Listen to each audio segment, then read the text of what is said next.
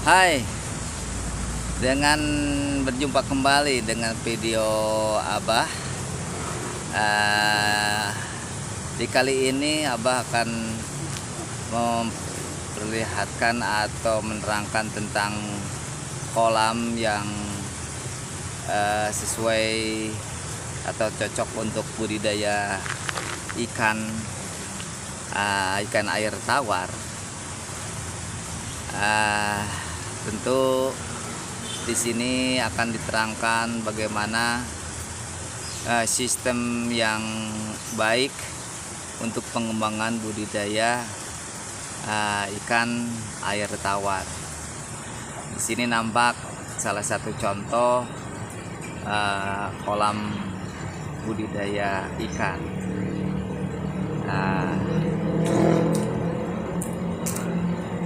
Oke. Hello guys, see you later. For now,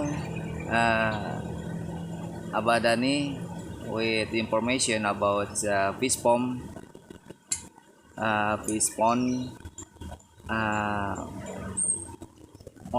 It's suitable for fish keeping. You know, back my body. This fish pond suitable for fish keeping. I have sample in my country. I will give information about input output water, and then I'll give food. Okay, let's go. Ini salah satu dari kolam yang memenuhi syarat untuk budidaya ikan. Dengan luas kolam yang memadai panjang kali lebar, ikan akan tumbuh dengan normal, malah lebih cepat, apalagi dengan pemasukan air dan pakan yang cukup. Tentu saja sangat disukai oleh ikan.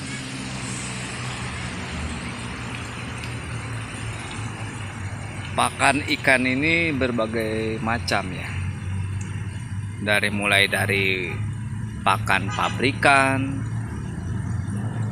berupa pelet ya. Baik pelet itu yang tenggelam atau yang apung, sama vitaminnya, cuman kadarnya itu akan berbeda-beda bagaimana kandungan protein di dalam pakan tersebut. Tentu harganya juga berbeda-beda begitu. Ada pakan yang namanya itu ya yang kandungan proteinnya yang tinggi, yang tenggelam itu ya biasa dipakai oleh pembudidaya ikan jaring apung, kayak Bendungan Cirata, Saguling, itu menggunakan pelet tenggelam karena kandungan proteinnya lebih tinggi. Hanya menurut kabar dari para petani juga, bahwa sisa-sisa kotoran dari pakan tenggelam tersebut, karena tidak semua pakan tersebut bisa dimakan sama ikan, ada yang terbuang dari jaring apung tersebut ke bawah sehingga menyisakan kotoran-kotoran pada musim tertentu akan terbalik ya, menjadikan racun begitu. Ada juga di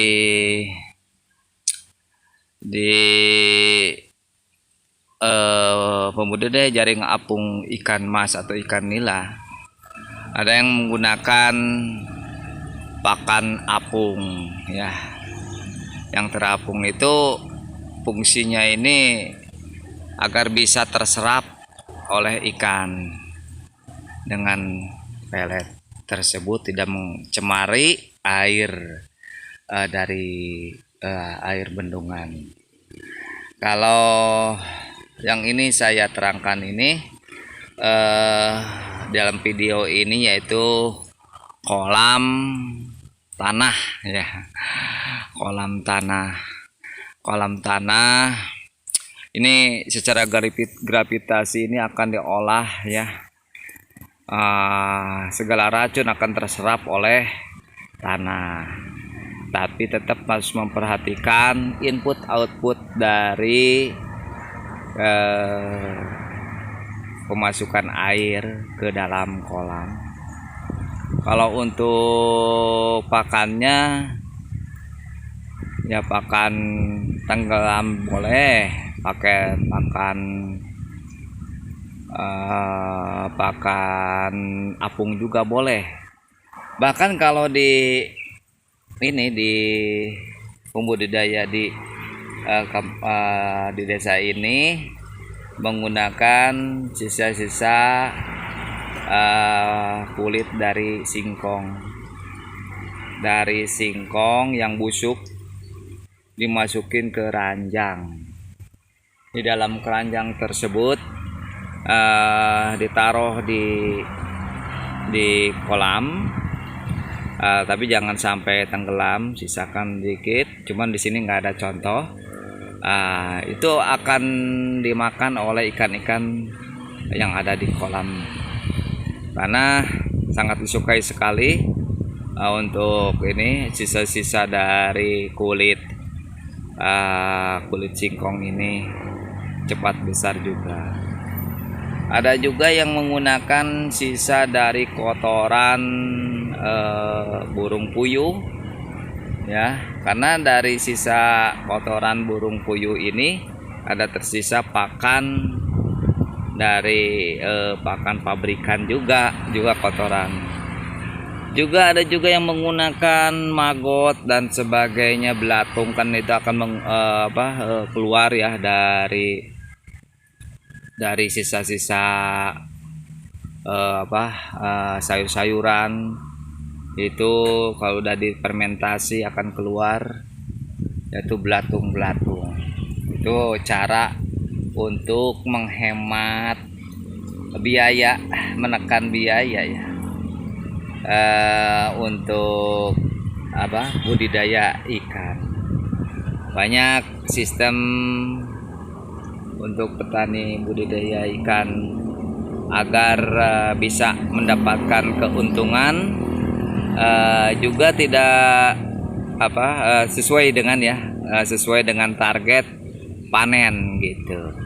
Dengan kolam ikan yang memadai, luas lahan kolam, juga pemasukan air.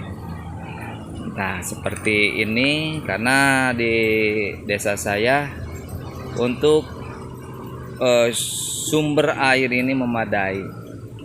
Ini mengambil dari saluran irigasi, dialirkan sungai kecil ini ya, bersumberkan dari sungai irigasi. Nah, ini tiap tahun tidak berhenti, tidak sampai kering, karena memakai sistem sungai irigasi begitu. Yes, I want information about the people about fish pond. There are many people fish keeping fish keeping in fish pond in my country. They give food by factory, and then can get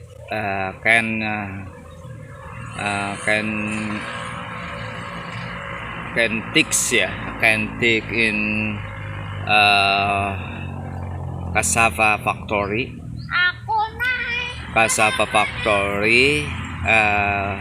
They take a leaf leaves cassava, and then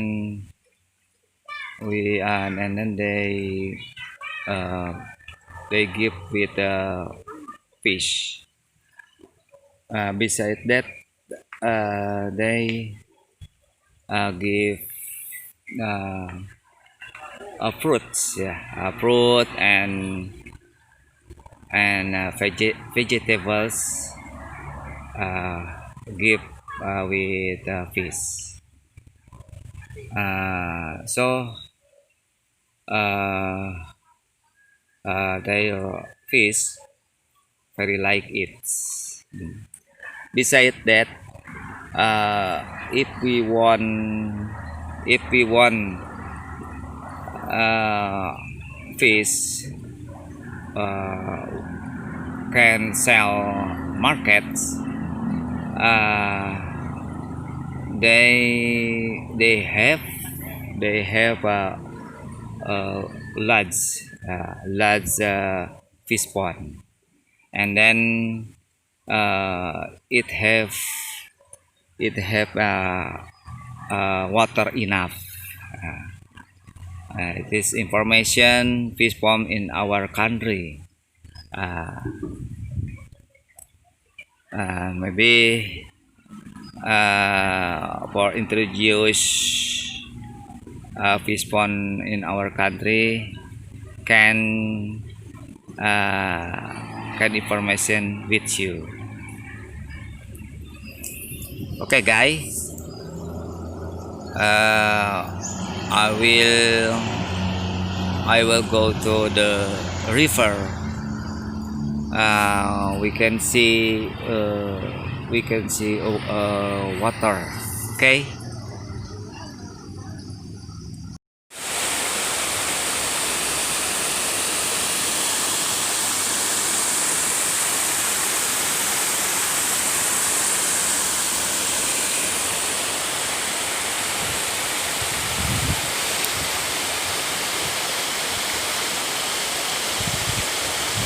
Dengan sumber air yang cukup berasal dari sungai yang dialirkan melalui sungai kecil ini, tentu sangat memadai untuk pengairan sawah, juga ikan, kolam ikannya. Kalau ini air yang menuju ke sungai besar ya. Nah, ini kan di bendung. Nah, dengan bendung ini dialirkan melalui irigasi kecil ya, sungai kecil ini. Nah, ini akan mengairi sawah juga kolam.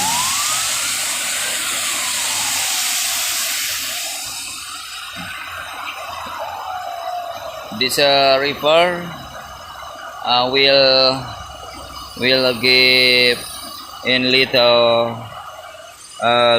river for rice fields and fish pond, like that.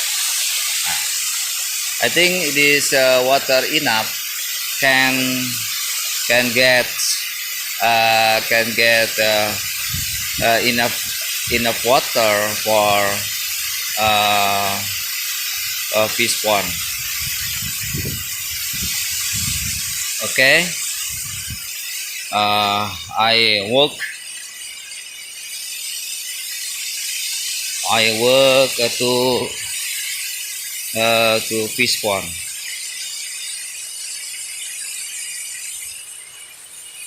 Ya, kita menelusuri saluran sungai ini. Nah, ini menuju sawah dan kolam ikannya. Nah, ini sawah ke atas ya. This is rice fields up the little river. Kalau sumber air dari sawah ini berasal dari sungai yang berada di kaki gunung. This water in rice fields from of a river in the mountain. Okay, let's go. I walk a little river, and then I meet little pond. The telephone from the of river. Okay, let's go. Nah, ini sungainya ya, cukup melimpah saudara-saudara. Nah, makanya persyaratan dari salah satu budidaya ikan atau sawah harus mencukupi air tiap tahunnya. Begitu.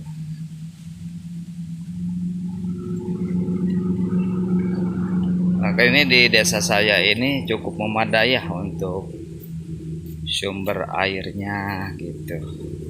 Tidak kekurangan. Alhamdulillah, karena ngambil dari induk sungai. Induk sungai ini bersumberkan air dari berbagai. Halo. Nah, ini ketemu sama ini Bapak Dakim kembali nih sebagai petani dari Desa Ganea Sumedang. Bagaimana kabarnya? Baik? Baik. Oh, lagi minum katanya. Gitu.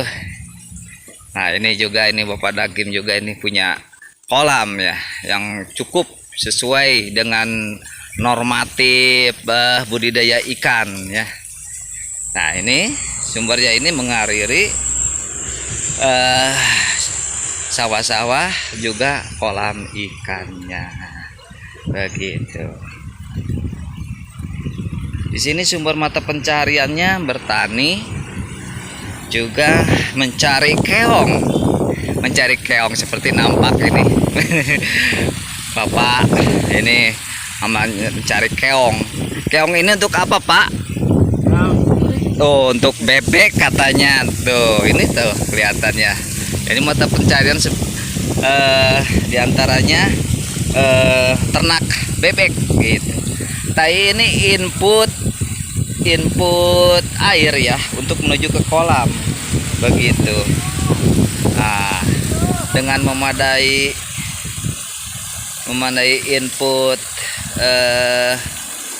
input ke kolam, ini akan mengaliri sungai mengaliri kolam ikan, hingga ikan akan tumbuh secara normal dan akan cepat tumbuhnya. Jadi syarat utama itu harus cukup ya pemasukan airnya. Yes, guys, information about fish pond, information input water must enough in order fish grow up very good. And like I like this many paralons for keep in rice water ya, rice water ya, like that. Nah, Nah, ini it is example uh, input water. Kita menuju ke biar ikan itu sehat, memerlukan pengeluaran air agar air kolam tersebut selalu sehat ya, karena ada perputaran kolam,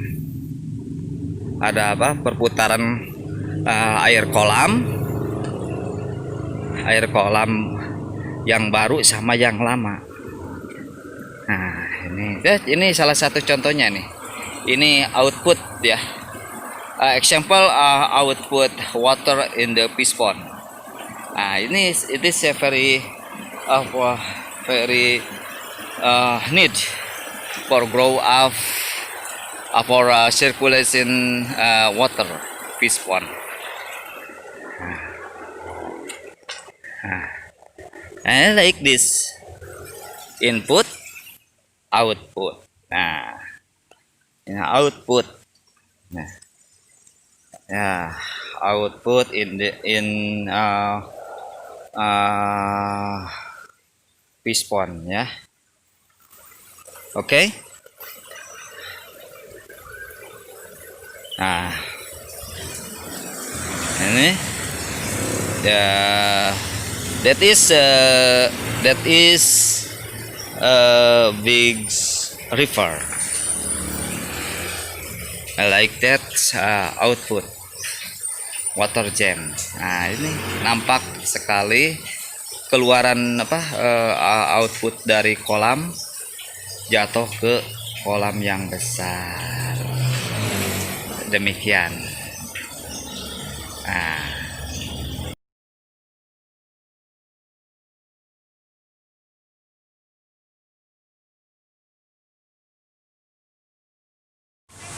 demikian video dari Abadani Sumedang Channel menerangkan tentang kolam ikan yang cocok untuk budidaya ikan, memenuhi syarat kriteria. Tentu sedikit ada gambaran bagaimana kalau ingin mencoba untuk budidaya ikan air tawar agar sesuai dengan target yang diinginkan. Tentu yang pertama kita memerlukan kolam yang luas, kedalamannya juga, terus juga sumber mata air yang cukup melimpah tiap tahunnya. Yang ketiga yaitu input output untuk sebagai sirkulasi. Yang keempat yaitu tentu saja pakan ini akan bisa bersumberkan dari pakan pabrikan atau pakan dari hasil fermentasi ya, fermentasi dari sisa makanan sayur-sayuran atau buah-buahan, juga yang lainnya. Ini ya sangat menunjang sekali. Dengan kolam tanah ini akan sangat menguntungkan karena sisa racun-racun, sisa makanan atau kotoran yang berada di kolam ini akan terserap secara gravitasi dari tanah kolam tersebut. Sangat menguntungkan sekali untuk pembudidaya ikan di kolam tanah. Okay guys, I have information about fish keeping in the fish pond. We must enough water. We must water and to large pond. Say three. We have enough food from factory, and then fruit and vegetables, and then fish pond needs input output. Okay, we can meet again with video Abah Dani Sumedang Letters. Oke, guys, terima kasih. Jangan lupa like, subscribe, and comment. Don't forget subscribe, like, and comment for Abah Dani Sumedang. Okay, see you.